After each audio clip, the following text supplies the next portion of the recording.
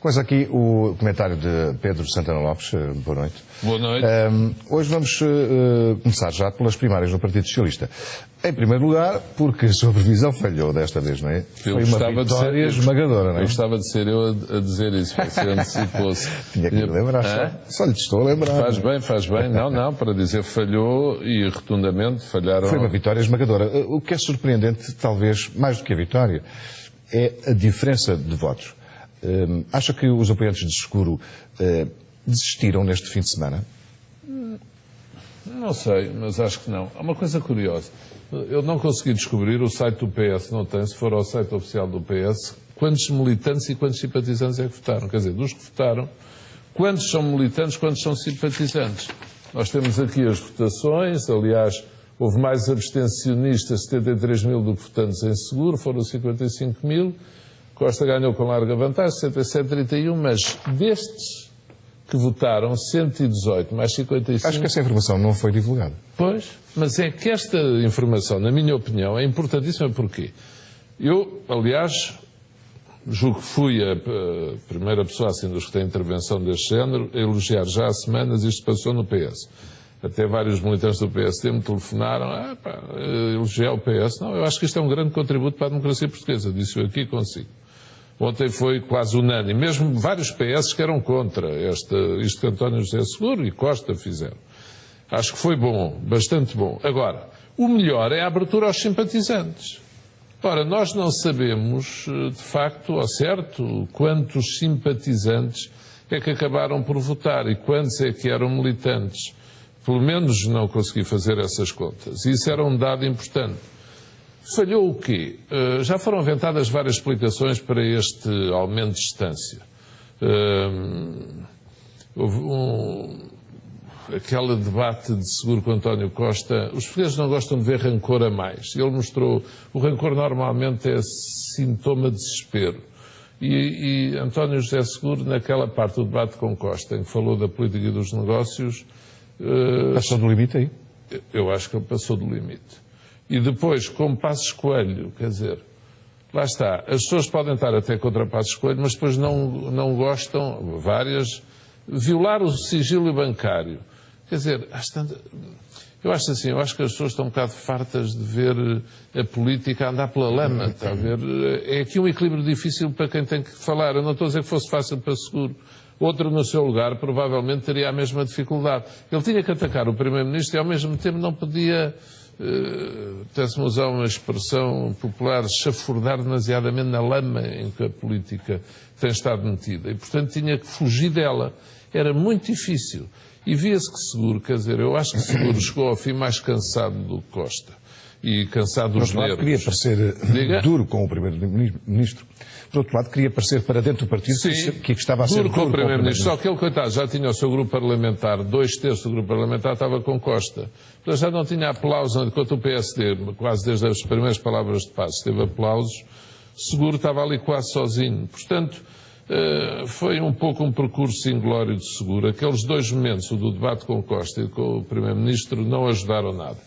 E, pelo contrário, Costa acabou o debate com Seguro em grande estilo. Agora, facto é, o que é que acontece? Isto faz-me lembrar as eleições de Marcos Mendes com Menezes. Não estou a comparar ninguém com ninguém. Mas também se dizia, em 2007, que Marcos Mendes tinha o aparelho, tinha presidentes de Câmara, tinha tudo, e de repente Menezes entrou. Menezes, que hoje em dia está a passar um momento, polémico, mas na altura entrou e ganhou... até com alguma vantagem.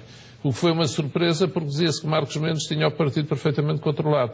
De António José Seguro dizia-se a mesma coisa, veja o Porto. E nas federações isto foi isso que aconteceu. Dizia-se que era um bastião de Seguro o Porto, acabou por ganhar António Costa. Em Setúbal, noutros sítios que se diziam afetos a Seguro, pelo menos até aqui há algum tempo. Seguro ganha onde? Na Guarda e julgo que no Baixo Alentejo. E, portanto, não são, obviamente, as maiores federações. Agora... falhámos, como na véspera, portanto, na sexta-feira passada, 2 dias antes da eleição, estive numa cerimónia oficial com várias pessoas apoiantes de Seguro e elas diziam-me, não, no Congresso de Geriatria, Ortopedia, e diziam-me, não, estamos convencidos que podemos ganhar porque os nossos apoiantes são mais mobilizáveis que os de António Costa, que se inscreveram na rua e não vão lá votar. Portanto, com toda a franqueza, as informações que eu aqui também transmiti foram uma avaliação do conjunto das que me eram transmitidas por gente principalmente do PS. E é curioso, mesmo os apoiantes de António Costa, eu não cometo nenhuma inconfidência. Não sei se essa visão das coisas também não passava pela candidatura de António Costa, porque no próprio dia das eleições circulou um SMS, António José Seguro até fez queixa, circulou um SMS a lembrar as pessoas para ir votar, não é? E você está a dizer o quê? Que pode ter sido também António Costa a dizer que isso acontecesse, não é? Que estava, o que é que não ganhasse? As pessoas podiam não ir ou não ter a mesma mobilização Sim, do que as pessoas de... O António Vitorino não me levará a mal que eu conte. Eu faço um debate com ele na Renascença às quintas-feiras e ele disse-me na quinta-feira que achava que ia ser também muito agencial. E, portanto, as próprias pessoas do PS, pronto, estavam um pouco no escuro em relação ao resultado que isto ia ter. E por isso, eu da minha parte também falhei na previsão. Havia pessoas que me diziam mesmo, garantimos que o Seguro vai ganhar. E veja o que foi. Estavam enganados. E o Seguro depois teve aquela reação, logo aos 5 minutos de jogo falou, foi-se embora com a mulher e com a filha, pegou nas chaves do carro. Depois temos aqui muitas coisas curiosas, deixe-me dizer já isso, senão depois vêm outros assuntos e esquece-me. Isto da política está tão estranha, tão extraordinária, que Seguro perde assim, Costa ganha, larguíssimo. Ontem é um dia todo PS. Foi a semana que foi, com a Tecnoforma para trás e para a frente, as questões em volta do Primeiro-Ministro. E ontem o Primeiro-Ministro vai ao Mel Arena à final, que eu fui completamente apanhado à surpresa, também não sabia, vi na televisão, do Campeonato Europeu de Ping-Pong. Está na assistência com a mulher, e depois hoje estive-me a informar. Estão lá milhares de pessoas, o pavilhão está esgotado, ele não ouviu nem o subiu. Quando o Mel Arena, não sei se lembra, quando foi o Masters de Ténis em 2001, António Guterres e João Soares levaram uma assobiadela em 2000, foi o prenúncio da queda meio de 2001. Guterres demite-se no final de 2001 e João Soares perde a Câmara de Lisboa no final. Eu, quando estava com o Primeiro-Ministro, uma vez um concerto que fui, já não sei de quem, se Madonça, o que foi, entro e tenho metade do pavilhão a assobiar e depois metade a bater palmas, foi uma sorte. Durão Barroso foi ao Estado da Luz, foi aquela pateada que ia vindo do estádio abaixo. A cobertura abaixo. Portanto, Passos Coelho, depois desta semana, para já a decisão dele, eu acho uma coisa absolutamente fora do comum. De ir, não para a tribuna, não para a camarote, mas ali para o meio da bancada, sujeitando-se, eu não sei se ele mediu com franqueza o risco, sujeitando-se a uma pateada absolutamente monumental. Mas, pelo que me garantiram, em absoluto, nenhum assobio ouviu. Como explicar isto? Como explicar isto? E, portanto, Costa, que teve ontem aquela noite, acho que não sou eu que vou dizer uma heresia, toda a gente diz que Costa tem muito boa imprensa. Quer dizer, eu ontem vi colegas seus exultantes. Pronto, porque Costa é como se fosse um dos nossos, conhece há muito tempo. Costa estava para chegar o Messias há muito tempo e chegou o Messias. Outra era, então, o Dr. Costa ainda vai ao rato e tal, e contente. Havia, então, lá umas jornalistas que aquilo eu estava até solidário com a emoção que se percebia ali. E vem Costa, que de facto não é só... Pronto, é no povo português em geral, ele suscita... As sondagens dizem, ele tem credibilidade. Tem carisma. Tem credibilidade e, portanto, o Primeiro-Ministro, a princípio, ontem devia estar um bocadinho pelas ruas da amargura. Eu dou-lhe a minha palavra de honra, não tenho, nenhum de nós pode ter a pretensão de perceber tudo, nem pouco mais ou menos. Eu não consigo explicar, pode ser assim, o ping-pong é um desporto muito elitista. Não é. O ténis, o João Soares e António Guterres foram assobiados no ténis, pronto, é mais elitista. Passos Coelho, começa o timbre, por onde não vou falar, toda a gente sabe, onde mora, onde passa férias, aí vai ele para o ping-pong. Sim, mas hoje houve assobios em Estremoz. Eram 10 ou 15, e com aqueles cartazes feitos, não há ninguém numa manifestação espontânea que leva aqueles cartazes desenhados. Aquilo é malta que não faz mais nada. Já os conhecemos. Portanto, aquela manifestação. Mas vamos ver o dia seguinte a estas primárias. Sim. Em primeiro lugar, concorda com Marcelo Rebelo de Sousa que depois deste resultado Costa que o governo devia remodelar-se? Não, eu não acredito que as remodelações de governo influenciem muitas votações. Eu acho que os primeiros ministros, sim. Agora, isso não significa que não seja bom de vez em quando remodelar um governo. Mas é uma avaliação. Quer dizer, Cavaco e Passos Coelho foram sempre no sentido contrário. Cavaco, enquanto primeiro-ministro, eu prefiro continuar com a mesma equipa e a culpa é minha. E se quiserem, julguem. Só em caso extremo, veja, quando a polémica estava no auge, é que Passos Coelho aceitou a saída de Miguel Relvas. Sim, mas agora tem dois casos que estão, de algum modo, a educação e a justiça. Educação e a justiça, que estão, de algum modo, não digo degradar, mas a provocar alguma erosão na imagem do governo, não é? Sim, mas veja, ele já teve aquela controvérsia e polémica toda com o Rui Machete, por exemplo, várias seguidas. Já bem que tinha acabado de entrar. Mas não chamavam Rui Manchete, não é? O Rui Manchete, ele era Manchete, dia sim, dia não. Pronto. E ele, de facto, não tocou, não deixou tocar. O Ministro da Economia, Álvaro Santos Pereira, saiu depois também. E foi um bocado por causa da remodelação, a entrada de Pires de Lima, portanto, porque senão Álvaro Santos Pereira ainda seria hoje Ministro. Gaspar demitiu-se, porque senão Passos Coelho é avesso a mudar ministros, portanto. Eu acho que o que tem que recuperar é a economia, o governo fazer o mínimo de erros possível, quer dizer, estes erros de logaritmos e não sei o que é complicado, sistema informático também, e tem que recuperar rapidamente. Agora, eu não aconselho para ganhar as eleições uma remodelação. Porquê? Porque se entra o Ministro da Justiça e o sistema informático não está resolvido, vai dar ao mesmo.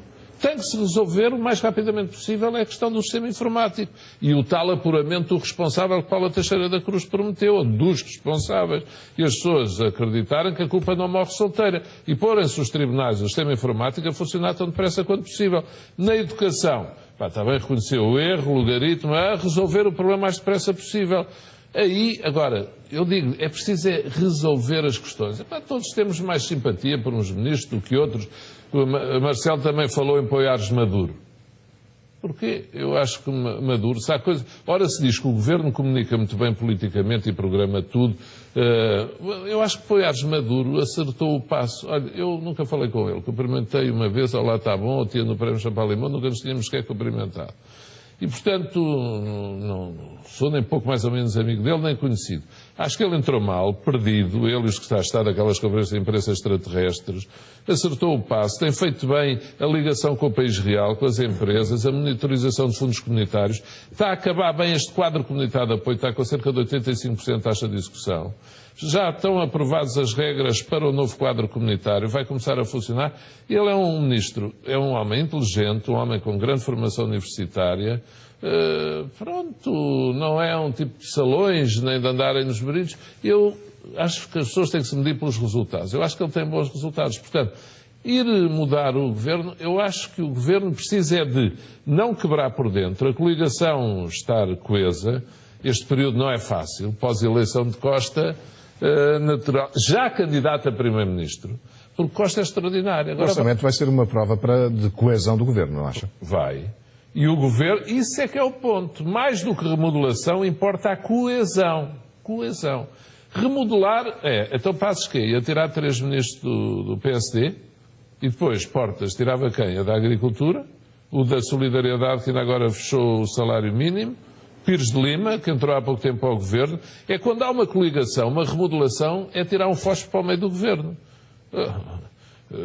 Escuso de invocar, sei do que falo, já passei por isso, a certa altura pensei de facto remodelar, e mexer um bocadinho, e quando o governo durou pouco tempo, como sabe, mas às tantas pôs-se a questão, põe-se a questão do parceiro de coligação. Como é que é? Vai mexer, na altura dizia, sai Nobre Guedes, ou sai Bagão Félix não estava lá. É muito difícil. E, portanto, eu acho que o mais importante é a coligação não partir por dentro, estar coesa. Esta altura, pós-eleição de Costa, que foi eleito e vai estar candidato a primeiro-ministro vai estar mais 2 meses a assobiar ao cochicho. Não é líder, não é parlamentar, vai estar só eleito secretário-geral em novembro. Portanto, vai andar... Mas há sempre mais exposição e no fundo, vai ter uma exposição ao risco maior. Mas aí na questão da exposição entra a questão da Câmara de Lisboa.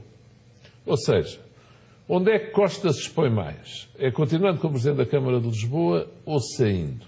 Ele em Lisboa tem o risco das cheias, tem a questão do dinheiro e das finanças, tem que aumentar impostos, provavelmente, e taxas e tudo isso, tem a questão do lixo. É que até agora Costa quase podia andar, sei lá, estar na Austrália todas as semanas, vivia em estado de graça. A partir de agora não lhe vão perdoar um alfinete, e nomeadamente o PSD e o CDS. Mas não só o PSD e o CDS, é a generalidade das pessoas, porque ele agora tem uma responsabilidade acrescida. Mas acha que Costa vai sair já da Câmara de Lisboa? Antes do Congresso?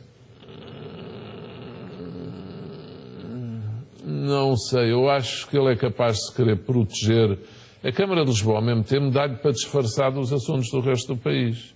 E ele, se bem o conheço, vai começar com uma série de iniciativas na Câmara de Lisboa, simpáticas, populares, consensuais. Para o ano faz 40 anos, em 2016, o poder local faz 40 anos. E Costa, estou convencido, daqui até lá, pronto, ele vai aproveitar a Câmara de Lisboa para se proteger, mas ele tem que fazer essa avaliação. Onde é que ele está mais sujeito a desgaste? Lá ou fora? E diz-se, mas não está no Parlamento, que é outra questão que tem que... Isto é um novo ciclo completamente. Com quem é que Passos Coelho vai debater agora os debates quinzenais? Já viu? O líder da oposição não está no Parlamento. Nem o líder parlamentar, não é? O líder parlamentar também não está, vai ser eleito um dia deste. E quem é que vai ser a Passos Coelho? O PS agora vai gerir isto. Tanto pode querer escolher um líder parlamentar muito bom para se bater com Passos Coelho, como uma figura mais secundária para desvalorizar Passos Coelho, e Costa está cá fora. Está a ver? E, portanto, a gestão disto pelo PSD e pelo CDS, e, por outro lado, pelo PS, vai ser extraordinariamente fascinante do ponto de vista político. Importante é que a vida das pessoas continue a melhorar um bocadinho, mas em termos de xadrez político vai ser extraordinário. E porquê? Veja, Costa foi eleito o ano passado, faz agora um ano. Estamos em 2014. Costa, em princípio, só precisa sair lá para abril de 2015, porque temos legislativas em setembro, outubro, portanto, meses de campanha, entrega de listas antes do verão. Portanto, até abril ele pode ser Presidente de Câmara. Mas nós estamos todos a dar por adquirido que ele quer sair. E eu vou-lhe pôr uma questão que ainda não ouvi ninguém pôr. E se Costa perde as legislativas? Parece impossível agora. Mas imagina o que é que ele pensará. Ele quererá, imagina, ele perde a 2015. O mandato é até 2017. E ele pensará assim, então, se eu perco as legislativas, não tenho que me demitir, ou não continuo secretário-geral do PS, certeza, está tudo à espera que eu ganhe, então, e renuncio já à Câmara.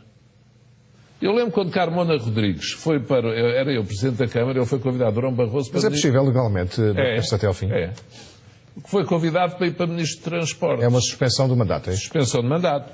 E Carmona Rodrigues, quando foi, renunciou ao mandato, era Vice-Presidente da Câmara de Lisboa, eu era Presidente. Eu lembro, peguei no telefone e falei a Carmona Rodrigues e disse, mal sabia eu que vinha aí. Isto foi em 2003. E disse, António Pedro, como eu tratava, conhecemos desde miúdos, mas renuncias para quê? Sabe-se lá as voltas que a vida dá, então foste substituir um ministro que entrou há um ano, sabe-se lá, oxalá que te corra bem, fiques aí muito tempo, mas não se sabe. Em vez de renunciar, suspende o mandato. Carmona Rodrigues mandou buscar a carta de renúncia e substituiu por uma de suspensão. E o que é facto é que depois, quando Durão Barroso foi para Bruxelas, eu fui para o Governo, para Primeiro-Ministro, e Carmona assumiu o cargo de Presidente da Câmara. Se tivesse renunciado, se eu não tivesse feito esse telefonema, eu não sei se a história não teria sido diferente a vários títulos, porque na altura era difícil ter alguém mais em condições de me poder substituir, por várias razões. E, portanto, António Costa, toda a gente diz, quando é que ele sai? Isso ele só suspende. Sair tem que sair. Mas Jorge Sampaio, 91, que eu estive a ver hoje a biografia de Jorge Sampaio, a maior parte das biografias estão na net, não falam nisto. É muito engraçado. Oxalá também um dia me ponha uma biografia que não apareça a parte de derrotas, só das vitórias, na parte, pronto, quando tipo, faz mais coisas erradas e só coisas certas. É bom. Depende do biógrafo. Foi ver a biografia, chama-se, o Dr. Jorge Sampaio, depende do biógrafo, Dr. Jorge Branco Sampaio. Portanto, há lá umas coisas de facto branqueadas, com o devido respeito pelo nome, que é, 91, ele concorreu às legislativas, foi eleito Presidente da Câmara de Lisboa em 89, contra Marcelo Rebelo de Sousa, ganhou, e em 91 foi disputar, candidatou-se a Primeiro-Ministro contra Cavaco Silva. Porque aqui já lhe disse, a esquerda pode tudo. Pode entrar, ser candidato a primeiro-ministro, ser candidato a presidente da República, um ano depois, não tem problema nenhum. Do centro-direita, se alguém sai para primeiro-ministro, não acaba o mandato, não segura um lugar, pronto. Mas Jorge Sampaio foi. 91 disputou, perdeu, voltou para a Câmara. Teve 29%, Cavaco teve 50%, Sampaio voltou para a Câmara. E, portanto, a questão, nós agora pensamos só se Passos Coelho não recupera. Mas eu, pronto, desta semana falhei a previsão, já acertei algumas. Eu acho que isto agora vamos ter um embate das primeiras sondagens. Vai aparecer Costa com 89%. Passo o exagero, estou a caricaturar. E Passos Pai com 10%. Mas para o ano não vai ser assim. Se a coligação se mantiver coesa. Depende muito deste Orçamento de Estado. E está a ver. Portanto, Costa diz assim, vou largar a Câmara. E renunciar e fica Fernando Medina já de certeza. Ele nunca disse que o ia fazer já, nem quando, mas deu a entender que seria politicamente aceitável deixar a Câmara e já para o partido. Não sei se o fará, de facto. Vamos regressar ao dia de ontem, só para vermos aqui. De facto, o que vimos ontem ao lado do Costa, tem ali muitos regressos, não é? É muito engraçado. Isso é engraçado em termos de análise política. É uma carrossel, uma roda, às vezes montanha-russa. Quem é que destacava? Ferro Rodrigues. Ferro Rodrigues. Ferro Rodrigues é extraordinário. Ferro Rodrigues, olha, ainda outra vez há 10 anos, olha ele ali. No palco, não é? No palco. Há 10 anos a 2004. Em 2004, quando Barroso sai e eu entro, era Ferro Rodrigues o líder do PS. E demite-se. Quem era, nas eleições europeias, quem era o cabeça de lista às europeias? Tinha sido Sousa Franco, que morreu, como sabe, foi. E era António Costa o número 2, que na prática passou a número 1. Ferro Rodrigues, António Costa, quem é que está ali mais no palco? Manuel Alegre, que tinha que a seguir disputa a liderança do PS com José Sócrates e João Soares. E João Soares de fora. Sócrates ganha. Manuel Alegre não ganha, mas na prática eles fazem parte deste bloco. João Soares é que está por fora e é João Soares que apoia só António José Seguro. No secretariado, quem é que está na época? Uma série de pessoas, é curioso. José Sócrates, no secretariado de Ferro Rodrigues. Estava também Maria de Belém, estava Ana Gomes, estava Paulo Pedroso, que era casado com Ana Catarina Mendes, que está ali. Carlos César também, não é? Carlos César. Pedro Adão e Silva também era do secretariado de Ferro Rodrigues, que agora é comentador frequente. António Costa e José Sócrates faziam parte. Isto era um grupo também, digamos assim, todos eles ministros de Guterres. Há outra pessoa que não tem nada a ver com isto hoje em dia, mas que está num lugar muito destacado, Guilherme Oliveira Martins, que é presidente do Tribunal de Contas, foi ministro das Finanças de Guterres. Mas, porque não se esqueça, Ferro Rodrigues entra para líder depois de Guterres sair em 2002. E Ferro Rodrigues tem muito esta equipa de Costa que está aqui agora. Mas essa é a questão. Temos costistas ou temos o regresso dos socratistas? Ou temos o regresso dos guterristas ou uma fusão dos dois? Eu acho que há uma fusão. Ao fim e ao cabo é o mesmo grupo com outro líder. Ou seja, deixa de ser Sócrates o líder, e Ferro Rodrigues também já não é, e passa a ser Costa. Que é algo que vamos ver também no PSD, que acontece nos vários partidos. Sim, podemos ver um quadro, nós fizemos... Até a propósito do que se tem passado estas semanas, mas para ver como também no PSD, olha... Este é do PSD. Isto até tem a ver porque estas duas pessoas, Passos Coelho e Marcos Mendes, ambos estavam no Conselho, Passos Coelho até como Presidente, do tal Conselho para a Cooperação, que foi muito falado agora com a Tecniforma. Em 2005... Desculpe eu falar a mim mais uma vez, mas portanto, quando Marcos Mendes entra, quando eu me demito depois de 2005, entra Marcos Mendes para Presidente do Partido. Quem eram os vice-presidentes? Paula Teixeira da Cruz, Pedro Passos Coelho, Assunção Esteves, entre outros, Azevedo Soares também. Quem era o secretário-geral? Miguel Macedo. Vogais estava Vasco Rato, que agora é o Presidente da Fundação Luso-Americana. Ou seja, este é o grupo do mendismo, que na prática, depois, quando Mendes perde com Luís Filipe Menezes, em 2007, Mendes tem que se afastar, mas que volta todo agora com Passos Coelho.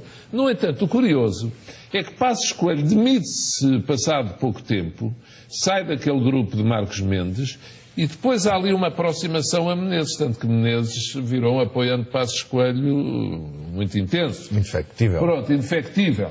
E com quem também? Com Ângelo Correia, que é um grupo de pessoas que lá está, aparece nesta altura já, 2005, 2007. E Marcos Mendes o que é que faz em 2005? Lembramos já depois de ter sugerido este quadro. Nesse 2005 ele deita abaixo, entre aspas, a Câmara de Carmona Rodrigues, e quem é que entra para o substituir? António Costa.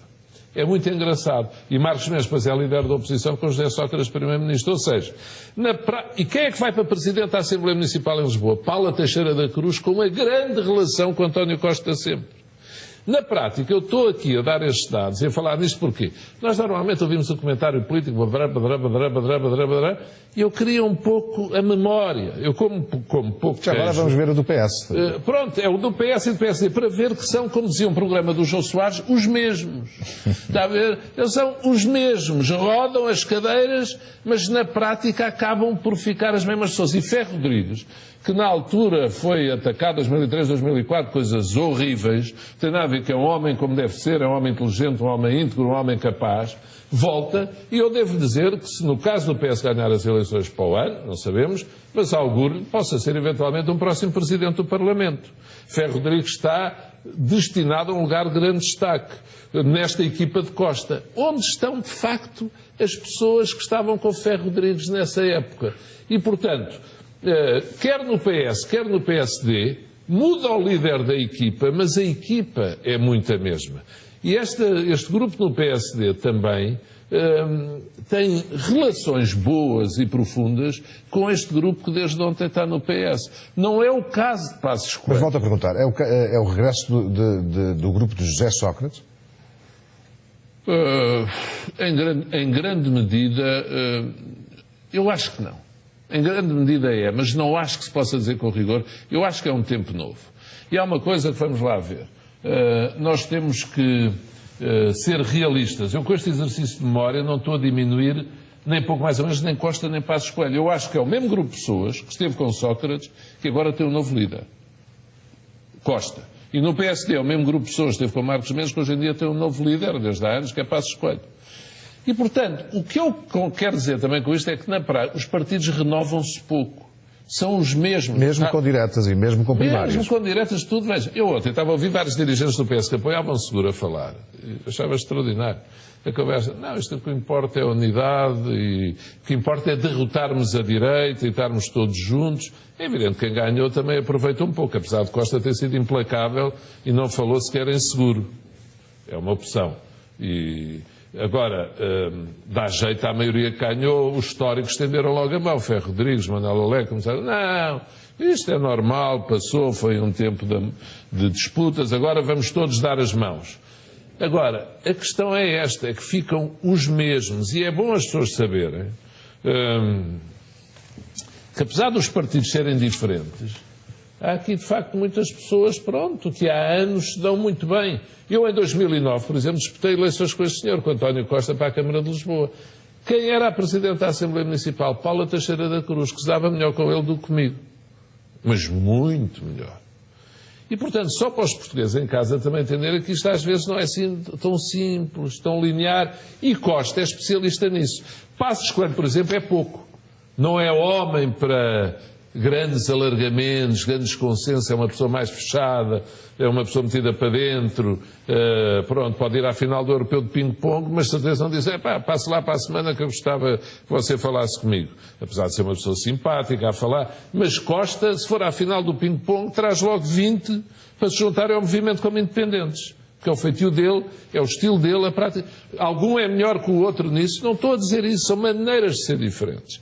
Só que é bom que os portugueses olhem para esta gente toda, incluindo eu e outros e todos os que andamos aqui, ou já andamos, com olhos de ver, e vejam quem é que já foi amigo de quem. Temos aqui Assunção Esteves, que hoje é Presidente da Assembleia, que era Vice-Presidente de Marcos Mendes em 2005. E Passos Coelho, quando foi aquilo de Fernando Nobre, quem é que vai buscar para Presidente da Assembleia? Assunção Esteves. Para Ministra da Justiça, Paula Teixeira da Cruz. Para Ministro da Administração Interna, Miguel Macedo. Para Presidente da Fundação Luso-Americana, Vasco Rato. E, portanto, Marcos Mendes, ao mesmo tempo, estes todos dizem o que é do PS. Candidato presidencial, Guterres. E todos eles, de facto, Jorge Coelho. foi Ministro Guterres, Oliveira Martins, Ministro Guterres, Maria de Belém, cá está, foi Ministra da Igualdade, Rui Cunha está aqui, foi meu antecessor na Misericórdia, muito discreto, mas foi. Paulo Pedroso foi Ministro, António Costa Ministro, José Sócrates Ministro. O guterrismo. Aqui, comum a estas pessoas há uns anos, era Marcelo Rebelo de Sousa. Hoje não é. Hoje Passos está aqui. Durão Barroso, ao mesmo tempo, é curioso. Tal como eu, Durão Barroso é um outsider nesta realidade do PSD. Os anos de Durão Barroso e o tempo que eu também estive como vice-presidente dele, depois como presidente do PSD, na prática é um hiato. Porque este grupo é mais afim do estilo e da maneira de ser de Cavaco, que teve 10 anos no poder, do que eu, ou mesmo no Durão Barroso. Durão Barroso é muito próximo, mas isto vai durando ao longo do PSD. Com Balsemão havia um grupo que era dos 44, que eram os gestores Talvez públicos. seja por isso que Marcos Mendes tem tão boas informações sobre as decisões do governo. Marcos Mendes e Teixeira da Cruz, por exemplo, Marcos Mendes não gosta que se fale nisso, ele aliás diz sempre não se lembra bem de nada, ou quase nada do que está para trás. Estiveram na Universidade Atlântica em Oeiras, juntos. Marcos Mendes, como sabe, foi lá presidente da Assembleia Municipal, pronto, depois aconteceram aqueles problemas em Oeiras, mas isto a propósito também do Conselho da Cooperação de Passos Coelho. Isto era um grupo que também trabalhava junto, fora da política, em muitas iniciativas, ou sociais, ou da sua atividade privada. Portanto, não é de estranhar. Tudo isto tem uma lógica e quem vai ouvindo e puxa pela memória vai percebendo como é que isso passa. Portanto, Costa, que vem aí cheio de força, é um especialista em política. Mas este senhor que está aqui, eu acho que também é. E vai ser engraçado. Passos Coelho, vamos avançar. Passos Coelho que teve já havia, desculpe interromper, movimentações de não sei como é que se diz, rioístas, de apoiantes de Rio, quando viram Passos Coelho a ser atacado, a tentar chegar-se à frente. Mas, tanto quanto se consegue prever, não tem hipótese acha nenhuma. Que já agora, passarmos para a Tecnoforma, acha que, face àquilo que acaba de dizer, que Passos Coelho e António Costa vão entender-se bem num bloco central ou não? Não vai ser nada fácil. Não vai ser nada fácil entenderem-se bem. Não vai ser nada fácil. Vão ter que se habituar os dois um ao outro agora. Como, aliás, Passos Coelho com seguro seria praticamente impossível. Eu estou convencido... E pode entrar nestas contas ou acha que não? Não se sabe. Eu estou convencido de uma coisa. Posso estar enganado. Mas, e com isto eu estou a fazer um jogo para a escolha. Eu acho que ele tem certas coisas às vezes que me fazem lembrar o Dr. Sá Carneiro, com quem trabalhei. Eu acho que se Passos Coelho não ganhasse as eleições do ano que vem, preferia que fosse outra pessoa para o governo número 2 do que eu, com António Costa. Mesmo que ele continuasse como presidente do PSD. Eu acho que o que vai acontecer é, vão António Costa e Passos Coelho a principal ano de eleições e quem perder, em princípio não continua presidente do respectivo partido. E, portanto, admito que, nesse caso, possa entrar outra pessoa. Agora, não estou a ver Passos Coelho a vice-primeiro-ministro depois desta... Não é por uma questão de orgulho, é por uma questão de ciclos. Se ganhar, continua primeiro-ministro. Sinceramente, não estou a ver como vice-primeiro-ministro, seja de Costa, seja de quem for. Não acredito. Se ele não ganhar as eleições para o ano, inicia um novo ciclo na sua vida, não sei qual. E ouça, é o próprio que tem que responder. Estou a dizer aquilo que conheço dele. Pronto, é razoável, não é muito... Vamos à Tecnoforma. Já aqui falamos ao longo da semana, não só consigo, mas com os outros comentadores aqui do Flamengo, como se costuma dizer, porque toda a gente falou da Tecnoforma. Depois, na sexta-feira, há uma conferência de imprensa em que, enfim, eu assisti à conferência de imprensa, muita gente dizia que aquela conferência de imprensa era a última coisa que podia acontecer ao Primeiro-Ministro. Ou seja, a Tecnoforma parecia estar extinta, o caso em si, e depois ganhou um novo fogo depois daquela conferência de imprensa. Onde é que isto vai acabar? Não sei onde é que vai acabar, quer dizer, espera-se que para o Primeiro-Ministro acabe aqui. Agora, aquele aparecimento da Tecnoforma foi uma coisa estranha, porque na prática não vieram adiantar nada sobre o que o Primeiro-Ministro tinha dito, ou aquilo que já se sabia, e vieram dizer que iam processar um conjunto de pessoas, incluindo um Ministro, que é o enigma agora enfim, com a importância que tem, mas deste fait divers da política portuguesa, mas eu sinceramente acho que aquela conferência de imprensa era dispensável. Aquilo foi um bocadinho, o advogado foi a empresa a querer ressuscitar, melhorar a sua posição negocial nos processos em que está envolvida. Eu não percebi a lógica política daquilo. Quando ouvi o anúncio pensei, o Primeiro-Ministro vai falar e a Tecnoforma depois vai também dizer que o Primeiro-Ministro nunca trabalhou com eles, mas o Primeiro-Ministro trabalhou de 2001 a 2004, assim. Portanto, ali 97 a 2000 não trabalhou. Eles confirmaram isso. Mas, quer dizer, eu, com toda a franqueza, não consigo justificar aquilo, a não ser de um ponto de vista pessoal. Acho que o Primeiro-Ministro não teve interesse nenhum naquilo e, de certeza absoluta, que não foi ele a solicitar aquela conferência de imprensa. Senão, aliás, não faz sentido. Quer dizer, o Primeiro-Ministro fala num debate quinzenal, dá esclarecimentos ao país e depois fala um advogado da empresa que está metido ao barulho no caso ao meio-dia. Até parece que era para atacar o Primeiro-Ministro, não sendo. Depois do Primeiro-Ministro falar, não fala mais ninguém. Depois fala o Presidente da República, não fala mais ninguém. O Primeiro-Ministro já tinha falado sobre o assunto do quê? Vinha ao notário autenticar, ter em dúvida a sua palavra. Eu acho que aquilo foi um episódio ao lado que não atrasou nem adiantou. O advogado, coitado, até no que disse, até se safou bem no papel dele. Um homem que parece...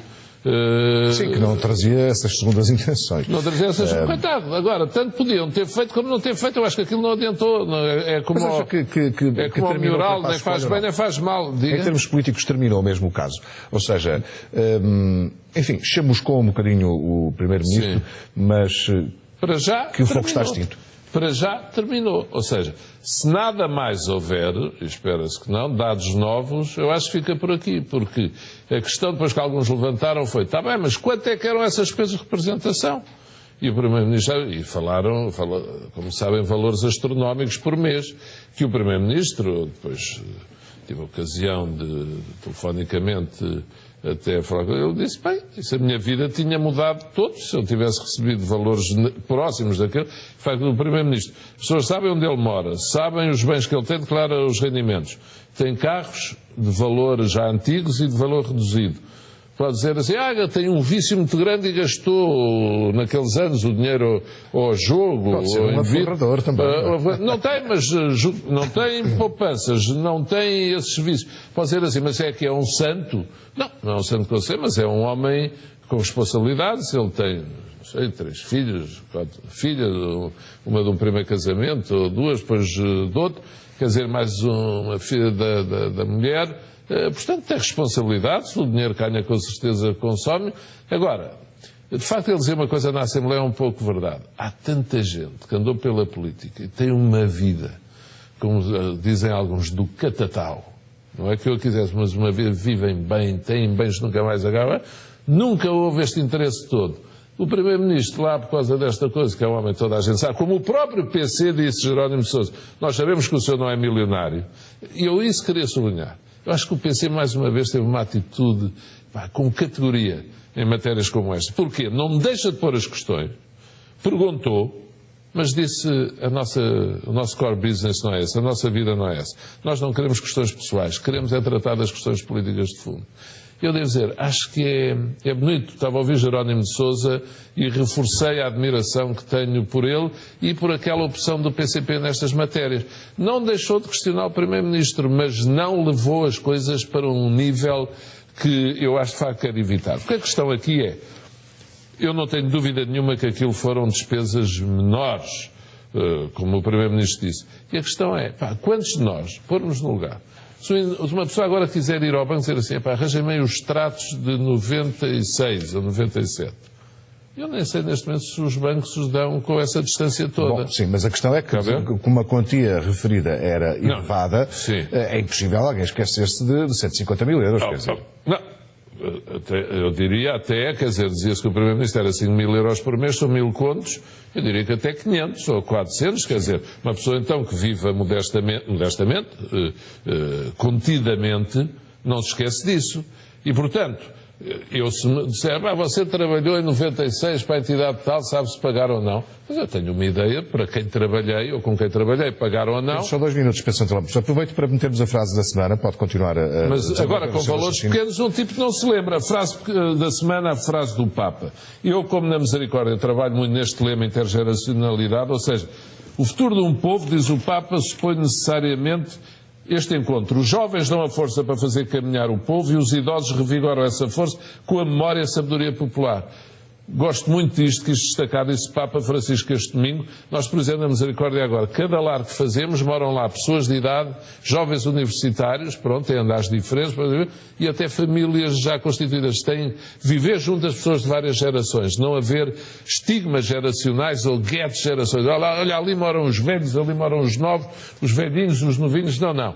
Para pôr as pessoas a viver, porque uns transmitem a força, a genica, o exercício, os outros, à hora de jantar, contaram umas histórias, um bocado de sabedoria, um bocado de bom senso, os jovens puxam os velhinhos para ir correr, e o Papa Francisco pegou neste lema que eu acho fundamental nas sociedades contemporâneas, nomeadamente na europeia, que tão envelhecida está.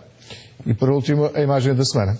Estive para pôr o de George Clooney, aquele casamento fantástico em Esse é o casamento do ano, para despedir para pôr em isso. Esse é o casamento do ano, exatamente.